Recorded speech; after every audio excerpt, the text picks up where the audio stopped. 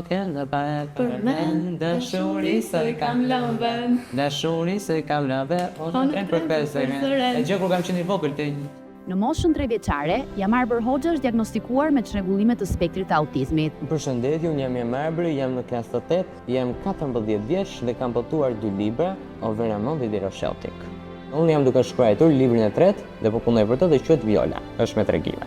Unë di që autizmi është një emocion, një shqetësim i pashpërur, një vërdallosje dhe një gjë që më ka dhënë aftësi ndryshe nga të tjerë që janë aftësi të veçanta. Që në klasë të tretë, Jamarbrit i ka lindur ëndra që të punojë në televizion dhe të bëhet gazetar.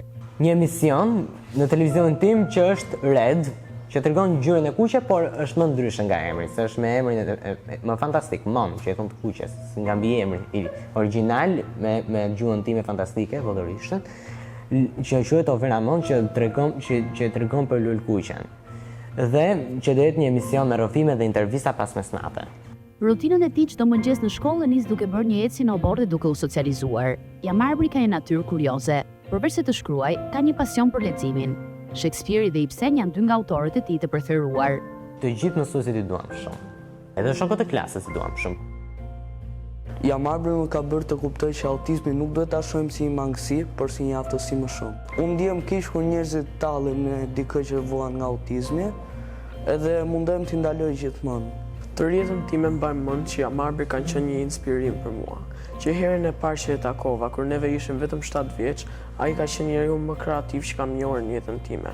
Prandaj sot, neve nuk e festojmë ditën e autizmit vetëm për Jamarbrit, po edhe për 75 milion njerëzit e tjerë që i luftojnë ditë për ditë. Unë dua që për këta fëmijë dhe për këta të rinj me autizëm duhet të kenë specialistë dhe psikologë që janë të trajnuar mirë mbi autizmin.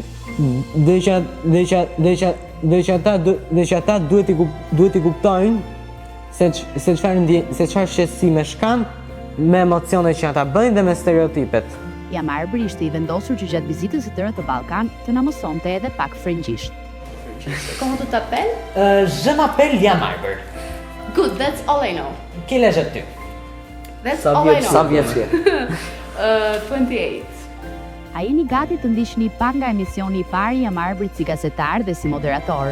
Si të shkon aktrimi dhe çfarë gjë të bukur të sjell aktrimi? Mua më pëlqen shumë aktrimi dhe më sjell gëzim edhe më pëlqen shumë të aktroj. Ty të pëlqen? Çfarë lojrash dhe çfarë rolesh ke bërë ti gjatë aktrimit? Unë kam bërë ato të shqiptarët, do me thënë Pallati 176, kam bërë Zonja nga qyteti, kam bërë si quhet? Sheqeri dhe limone. Po. Publicitet dhe fjallë.